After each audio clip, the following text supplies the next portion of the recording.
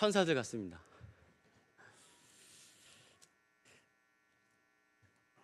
성도 여러분, 인생을 살면서 벼랑 끝에 선 듯한 재난 또는 위기를 경험해 보셨나요? 아마 그 상황은 다 다를 수 있지만 한 번쯤은 경험하셨을 것 같습니다. 저는 수년 전에 중앙아시아 쪽에 청년들과 선교를 나갔을 때 공안들에 붙잡혀서 하루 정도 감금됐던 적이 있었습니다. 이제 포로였죠, 포로. 그 나라의 포로가 된 거죠. 그래서 하루 동안 경찰 그 구치소에 감금되었을 그 당시 저와 전 인솔자였고 우리 멤버들이 있었는데 큰 재난 위기였습니다. 그 위기를 맞이하는 그 순간에 반응은 굉장히 다양했습니다. 어떤 친구들은 인도자였던 저를 막 원망했습니다.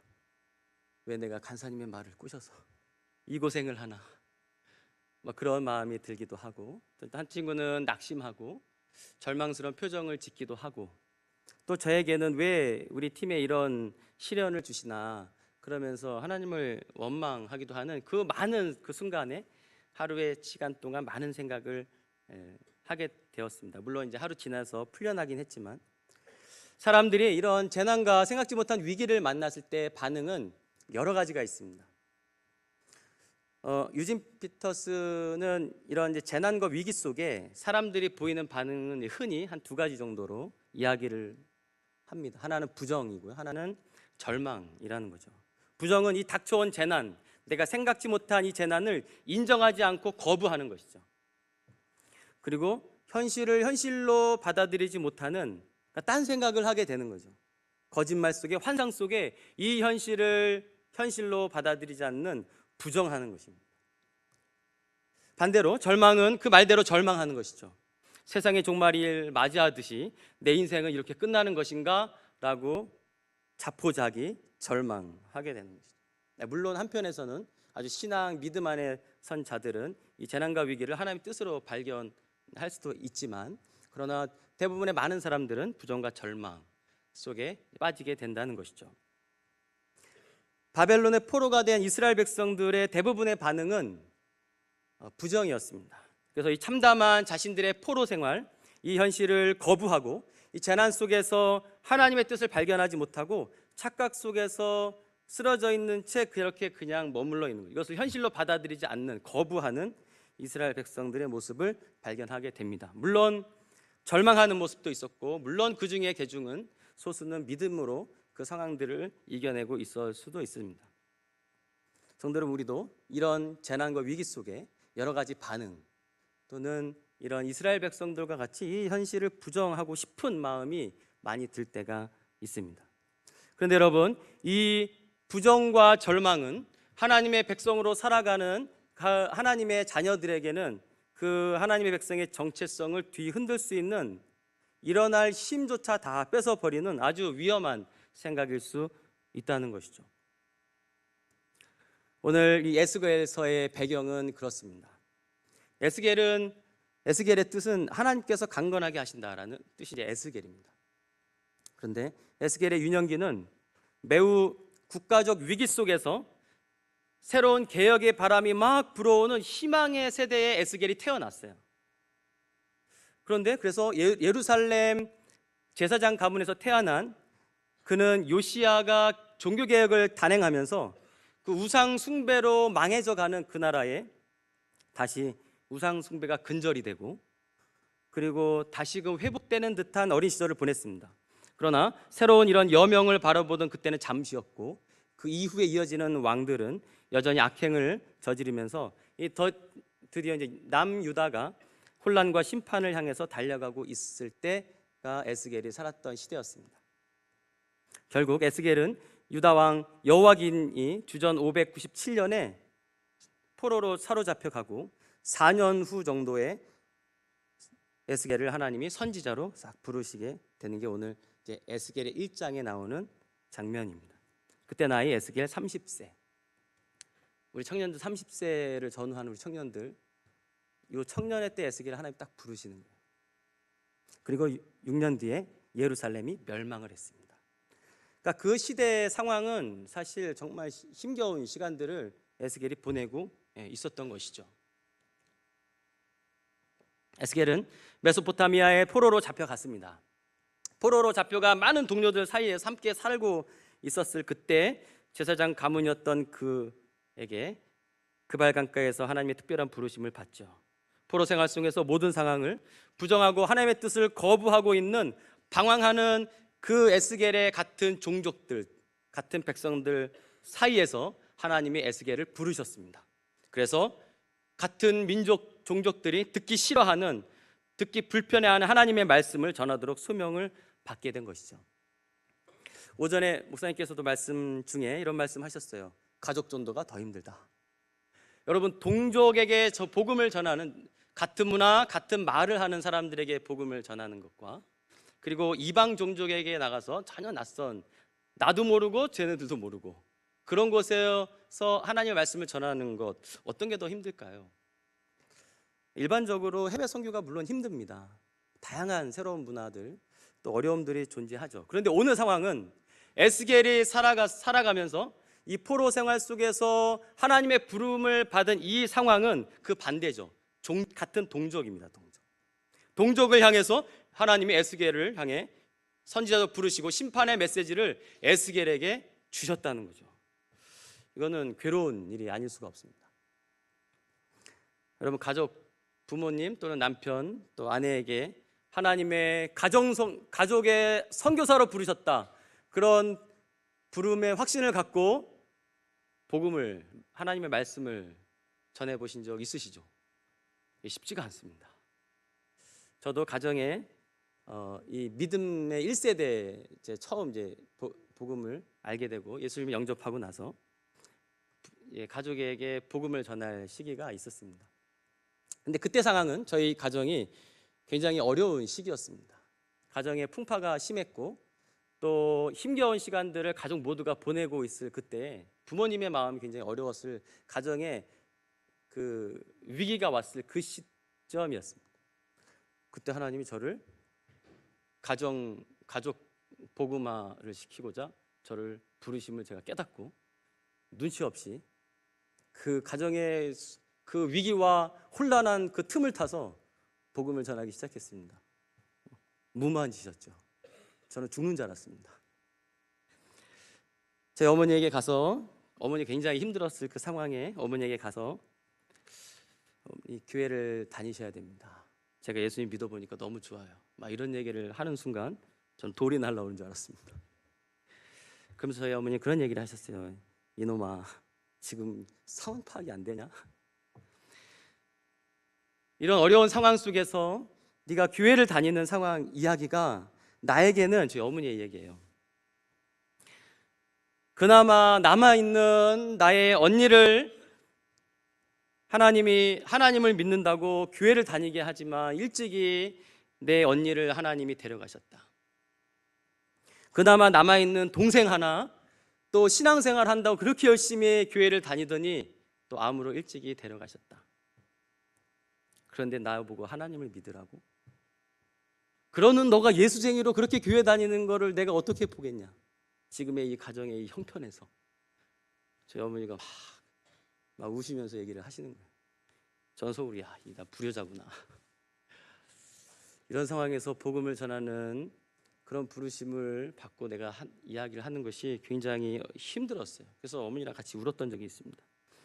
여러분, 이런 굉장히 어려운 상황 속에서 그 가운데 하나님의 부름받은 자로 보내신 그 자리가 정말 괴로울 때가 있습니다. 성도 여러분, 있으신가요? 그럴 때 우리는 어떻게 해야 될까요? 여러분, 에스겔이 지금 그런 상황에 있어요.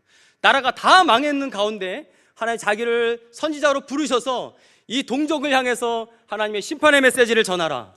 그것은 에스겔에게 정말 힘든 일이었습니다.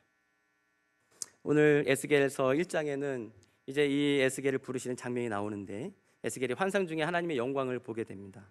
그발 강가에서 에스겔은 4가지 생물, 바퀴, 보좌의 환상을 에스겔이 보면서 하나님의 초월하심, 하나님의 주권, 하나님의 함께하심을 에스겔이 경험했고, 그리고 이사야 선지자가 부름을 받을 때 보좌에 앉으신 하나님의 거룩하심과 그 영광이 충만했던 경험을 에스겔도 함께 경험합니다.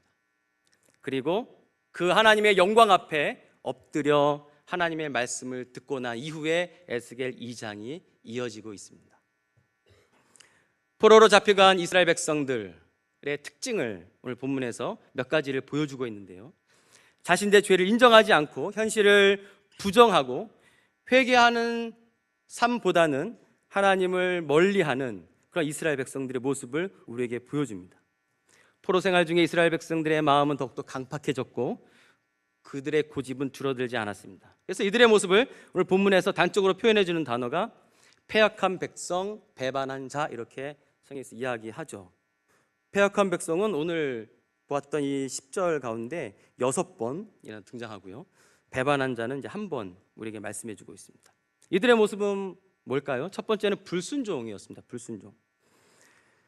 배반하였다는 말은 이스라엘 백성들의 왕이 바로 하나님이었고, 그리고 그들은 하나님께 충성을 해야 되는 그런 족속이었습니다. 그런데 이스라엘 백성들이 그 사실들을 다 잊어버리고 이제 배반했다는 거죠. 패역과 배반의 단어는 오늘 한글 성경에서는 패역과 배반이라는 단어 다르게 썼지만, 그러나 히브리어 원문을 보면 같은 단어에서 나온 단어입니다. 이 의미는 국제 정치적 역할에서 주인과 종의 관계를 이야기하면서 이 언약의 관계를 이야기할 때 쓰는 단어가 배반, 패역에서 나온 단어예요. 그러니까 배반했다, 패역했다는 단어는 이스라엘 백성들이 하나님과의 언약 관계를 스스로 파기하고 하나님을 배신했다는 것이죠. 즉 주인 대신 하나님, 그리고 종인 이스라엘 백성들이 스스로 하나님과의 관계를 스스로 파기시켜버린 그런 이스라엘 백성들의 모습을 보여줍니다. 다니엘서 9장에 보면 5절 9절에 이렇게 얘기합니다. 주의 법도와 규례를 떠나 싸우며 우리가 주께 패역하였으며, 이렇게 이야기를 하죠. 지금 포로 신세였던 이스라엘 백성들은 여전히 하나님의 말씀을 떠나서 살고 있는 것이고, 자신들의 죄를 인정하지 못하고 포로 생활에서도 하나님께로 돌아오지 않고 있는 이스라엘 백성들, 불순종의 모습입니다. 두 번째는 반항하고 있습니다. 여러분, 하나님께 반항을 해보셨습니까? 지금 이스라엘 백성들이 하나님 앞에 반항을 하고 있어요. 이스라엘 족속을 패역한 족속이라고 표현했는데요, 이것은 이스라엘 백성은 하나님의 선택받은 백성입니다. 그런데 이들을 향해서 하나님이 패역한 백성이다, 이렇게 표현을 했죠. 이것은 하나님으로부터 소외된 자들의 표현입니다. 에스겔에서 3장 11절에 보면 사로잡힌 내 민족에게로 가서 이렇게 얘기합니다. 여기에 이스라엘 백성은 하나님의 백성이 아니라는 거예요. 에스겔 보고 내 백성에게로 가라, 이겁니다. 쟤네들은, 이스라엘 백성은 내 백성이 아니라 내 백성이다. 에스겔, 내 백성이니까 사로잡힌 내 백성에게로 가라. 이 말은 이미 이제 하나님이 다 이스라엘 백성들의 그 반항, 불순종을 보면서 이제 내 백성이 아니다 라고 하시는 하나님의 말씀을 듣게 되는 것이죠. 이스라엘 백성들은 제멋대로 살아가는 삶이 계속됐습니다. 그래서 오늘 4절을 보십시오. 4절을 함께 읽어보겠습니다. 4절입니다. 2장 4절 읽겠습니다.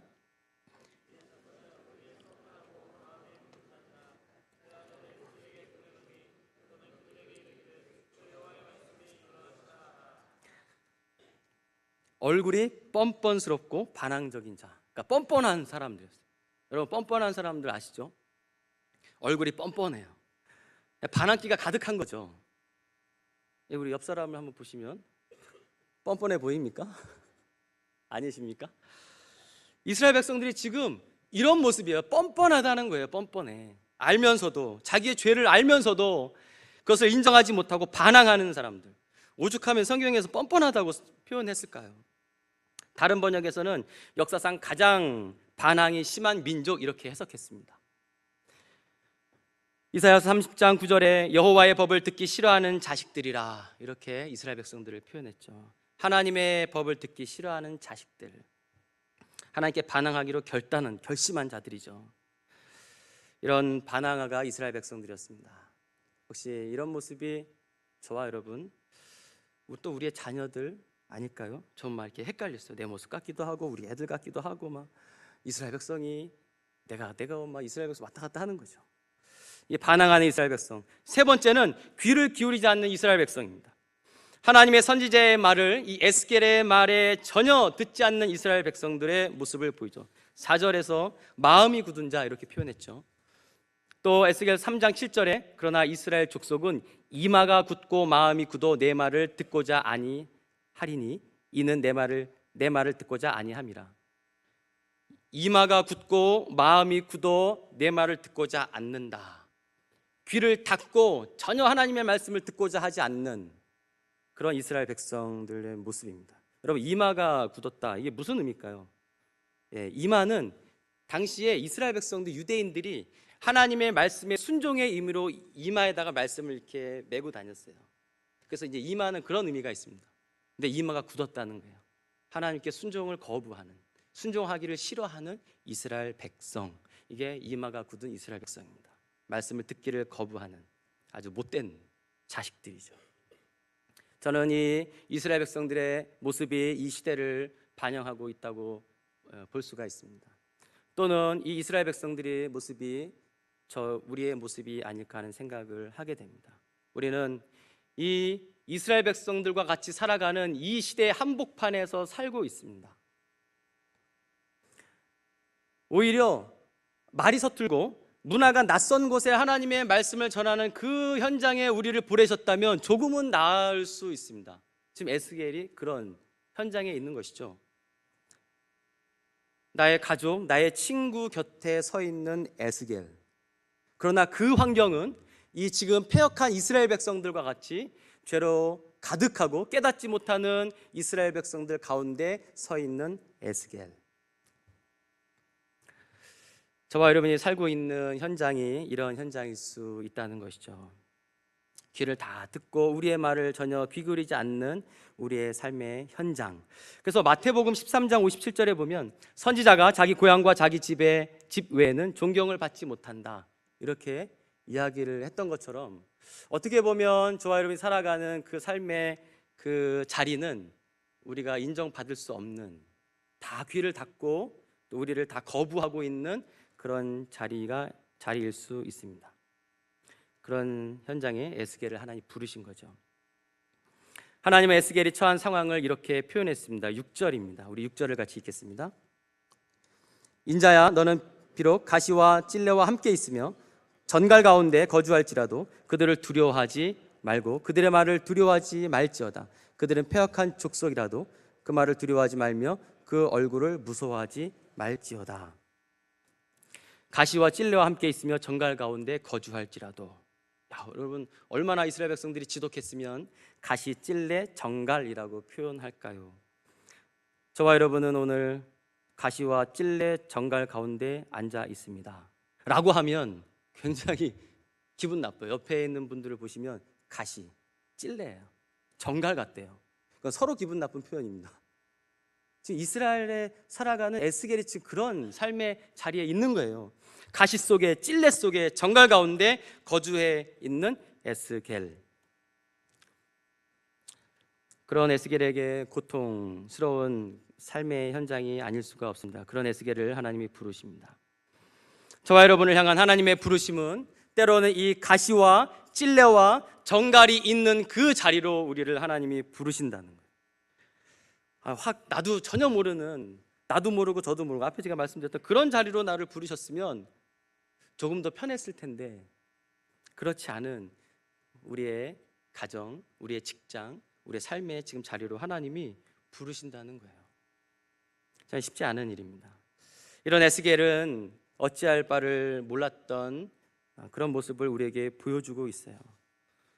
에스겔의 부르심은 어찌할 바를 모르는 또 이 에스겔을 하나님은 일으키십니다. 다시 한번 2절을 같이 읽도록 하겠습니다. 2절입니다. 그가 내게 말씀하실 때에 그 영이 내게 임하여 나를 일으켜 내 발로 세우시기로 내가 그 말씀하시는 자의 소리를 들으니. 지금 하나님의 영광 앞에 엎드렸던 에스겔을 하나님이 일으키시죠. 그를 일으키시고 그가 보좌에 앉으신 하나님의 음성을 듣게 하시는 분은 바로 하나님 영입니다. 성령이라고 말씀하죠. 그러면서 인자야 이렇게 부르십니다. 인자야 그러면서 에스겔을 부르시죠.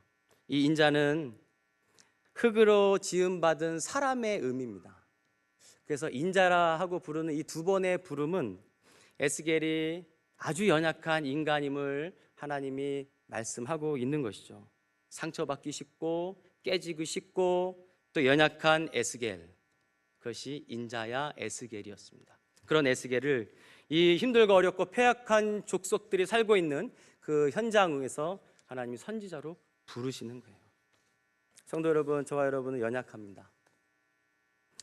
너무 연약해서 참 가정에서 또 직장에서 이 가정 복음화, 직장 복음화를 이룰 수 있는 그런 자로는 많이 부족하다고 느낄 때가 참 많습니다. 인자야, 이것이 이제 연약함을 부르는 하나님의 부름인데요. 하나님 저에게 그렇게 말씀하시는 것처럼 들립니다. 이 연약한 자야. 저는 너무 연약합니다. 저에게는 아무런 능력이 없고 또 누구보다 더 잘 깨질 것 같은 저를 이렇게 패역한 족속의 한가운데로 하나님이 에스겔 부르듯이 저를, 여러분이 오늘 부르시는 거예요. 이것은 하나님이 절대적인 주권과 하나님의 능력으로 하나님의 그 선지자를 부르셔서 사용하시겠다는 하나님의 철저한 하나님의 계획, 하나님의 주권을 우리에게 말씀해 주고 있는 것이죠. 창조주 하나님이 우리를 세상 속에 부르셨습니다. 그리고 우리를 일으키십니다. 그리고 세상 속으로 보내셨습니다. 그것이 우리를 향한 하나님의 부르심입니다. 에스겔 2장 5절에 당시 패역한 이스라엘 백성들이 듣든지 아니 듣든지 중요한 것은 저들이 너를 내가 부르신 하나님의 선지자가 있다는 것, 너가 하나님의 선지자라는 것만은 그들이 알게 될 것이다. 에스겔의 예언은 이스라엘 백성들에게 희망과 기대감을 주는 메시지가 결코 아니었습니다. 10절에 애가와 애곡과 재앙의 말을 너가 해야 할 것이다, 이렇게 하나님이 말씀하죠. 그렇다면 여러분, 이 어려운 상황 속에서 부름을 받은 에스겔, 해야 할 일이 무엇일까요? 저 여러분이 부름받은 이 삶의 자리에서 이 혼탁하고 들으려고 하지 않는 이 패역한 시대 속에서 해야 할 일은 무엇일까? 첫 번째는 하나님의 말씀을 말씀 그대로 전해야 한다는 것입니다. 우리 7절을 같이 읽겠습니다. 7절입니다. 그들은 심히 패역한 자라. 그들이 듣든지 아니 듣든지 너는 내 말로 구할지어다. 너는 내 말로 구할지어다. 내가 주는, 그들이 듣든지 아니 듣든지 내가 주는 말, 그 말씀을 전해라, 이렇게 얘기하는 것이죠. 그리고 8절에 내가 주는 말을 먹으라 라고 이야기를 하십니다. 하나님 에스겔의 입에 하나님의 말씀으로 채우십니다. 그리고 그 말씀을 전환하신 것이죠. 여러분, 이 장면을 보면서 저는 약간 고민이 됐습니다. 왜냐하면 지금 에스겔은 이 쉽지 않은 상황 속에서 어떻게 보면 하나님의 부르심에 조금은 항변하고 싶은 마음이 있지 않았을까요? 하나님, 왜 저를 이곳에서 부르셨습니까? 이런 마음이 막 들었을 것 같아요. 그래서 동족에게 하고 싶지 않은 말, 그들이 싫어하는 말을 왜 하게끔 저를 부르셨나요? 그래서 모세 또는 이사야처럼 하나님의 부름을 받을 때 막 핑계를 댔거든요. 이 핑계 저 핑계, 나는 말도 입도 둔하고 막 그런 핑계를 댔습니다. 그랬던 모세와 이사야처럼 아마 하고 싶은 말이 있었음에도 불구하고 하나님은 애시당초 에스겔의 입을 꽉 막아버렸습니다. 하나님 원천봉쇄에 그냥 입을 딱 막아버리게 하신 거죠. 뭐로요? 하나님의 말씀으로 막아버리십니다. 불평할 수 있는 이스라엘 에스겔의 입에 틀어막으신 것은 바로 하나님의 말씀이에요. 여러분, 이런 경험 있지 않습니까? 내가 원하지 않는 상황에서 막 항변하고 싶을 때 갑자기 입을 확 틀어막는 거. 옆 사람이 입을 탁 틀어막죠. 내가 막 얘기하려고 할 때. 약간 저는 그런 이미지로 이 에스겔의 입을, 하나님이 에스겔 뭔가 이야기하고 싶지만, 힘든 마음을 전하고 싶지만, 그런 에스겔의 입에 하나님의 말씀을 꽉 넣습니다. 놀랍게도 에스겔은 하나님의 말씀을 먹고, 그리고 그 말씀이 뿔과 같다, 이렇게 고백하죠. 에스겔 3장 3절을 같이 읽겠습니다.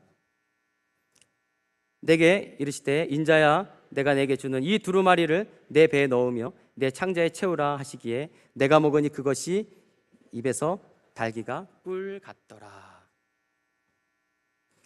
하나님의 말씀을 먹는다는 것은 예레미야 15장 16절에서처럼 내가 주의 말씀을 얻어 먹었사오니 주의 말씀은 내게 기쁨과 내 마음의 즐거움이다.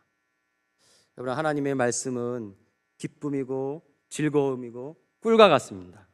아무리 힘들고 어려운 상황 속에 우리의 감정을 표현할 수 있지만 그 마음의 입에 하나님의 말씀이 임하면 그것은 달고 기쁨과 즐거움을 주시는 것이죠. 성도 여러분, 부르심을 받은 하나님의 사람들의 입에는 하나님의 말씀으로 채워져 살아가는 인생입니다. 아무리 우리의 상황이 힘들고 복잡하고 어려워도 그 어려운 상황 속으로 하나님이 우리를 부르실 때 우리의 입에 하나님은 말씀으로 우리의 입을 채우십니다. 그래서 그 말씀이 우리에게 참 기쁨과 즐거움을 주게 되는 것이고, 그 말씀이 우리를 완전히 삶을 변화시키고 행동을 지배하게 하는, 이 모든 힘든 어려운 상황들을 이겨낼 수 있는 근원이 되는 하나님의 말씀을 우리에게 채워주시는 것이죠. 이것이 부름을 받은 하나님의 사람들에게 임하는 하나님의 은혜입니다. 에스겔의 부르심이 이러했던 것처럼 저와 여러분이 이 꿀과 같은 하나님의 말씀으로 우리의 입을, 우리의 마음을, 우리의 삶을 채우시기를 소망합니다. 무시무시한 하나님의 심판의 메시지를 전해야 되는 정말 쉽지 않은 삶의 현장에 놓여있는 에스겔에게 하나님은 말씀으로 채워주셨어요. 그런 말씀을 통해 하나님이 말하고 하신 하나님의 말씀을 에스겔은 전했습니다. 그것이 위기에 놓이는 자기 백성들을 하나님께로 인도하고 그 백성들을 구원할 유일한 길이었습니다. 가정을 섬기고 가정을 복음화를 위해서, 직장 복음화를 위해서, 또 나를 부르신 그 현장의 복음화를 위해서 우리는 말씀으로 채우셔야 됩니다. 이것이 우리가 에스겔이 해야 할, 또 저와 여러분이 해야 할 일이죠.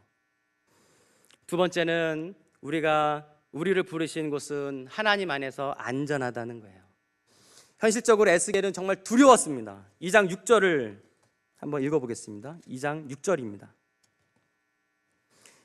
인자야, 너는 비록 가시와 찔레와 함께 있으며 정갈 가운데 거주할지라도 그들을 두려워하지 말고 그들의 말을 두려워하지 말지어다. 그들은 패역한 족속이라도 그 말을 두려워하지 말며 그 얼굴을 무서워하지 말라. 두려워하라, 두려워하지 말아라, 두려워하지 말아라, 무서워하지 말아라. 이것이 계속 에스겔에게 얘기하는 거예요. 이 이야기는 어떤 얘기입니까? 에스겔이 지금 무서워하고 있다는 거예요. 두려워하고 있다는 거예요. 이것으로부터 벗어나고 싶어 하는 거예요. 무서워하고 두려워했던, 내가 하나님의 말씀을 전하면 저들이 나를 공격하고 죽이지 않을까요? 이렇게 두려움 속에 있었던 에스겔, 불안했던 에스겔, 공포심이 가득했던 에스겔. 여러분, 실제로 예레미야는 이 심판의 메시지를 전하고 나서 예루살렘에서 매먹고 감옥에 갇혔어요. 이게 예레미야의 인생이었습니다. 이런 처지에 놓인 에스겔을 하나님은 위로하시며 용기를 주십니다. 두려워하지 말아라, 무서워하지 말아라, 내 말이 너를 지켜줄 것이다.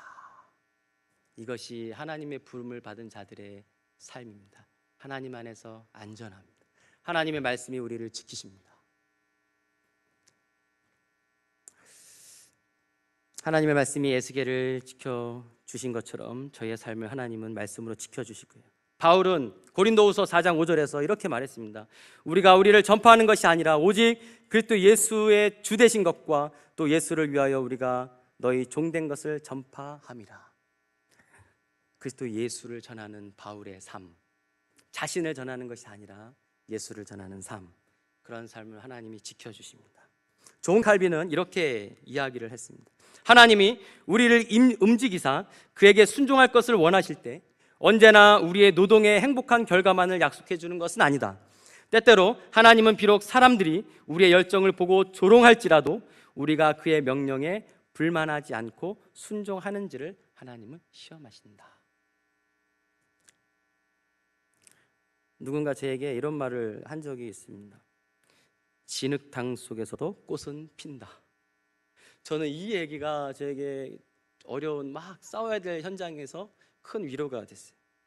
아주 진흙탕 같은 곳에서도 그래도 그 안에 꽃은 핀다는 거예요. 우리가, 저와 여러분이 가는 길이 결코 레드카펫 길이 아닐 수 있고 자갈밭 진흙탕 길일 수 있습니다. 그러나 그 진흙탕 속에서도 복음의 꽃은 피어나게 되어 있습니다. 하나님의 말씀이 역사하시고 믿음의 사람들에게 먹여주시는 하나님의 말씀이 그 모든 진흙탕 속 같은 현장에서도 하나님의 말씀으로 구원의 역사를 펼치시는 이 하나님의 놀라운 구원의 역사가 저와 여러분의 삶에 반드시 날 줄 믿습니다. 두려워하지 맙시다. 하나님의 말씀으로 우리의 입을 채웁시다. 그래서 하나님의 말씀으로 무장한 우리의 길은 하나님이 함께 하시고 안전하게 우리와 동행하셔서 결국 하나님의 뜻을 이뤄가는 놀라운 복이 저 여러분의 삶에 임하기를 소망합니다. 기도하겠습니다.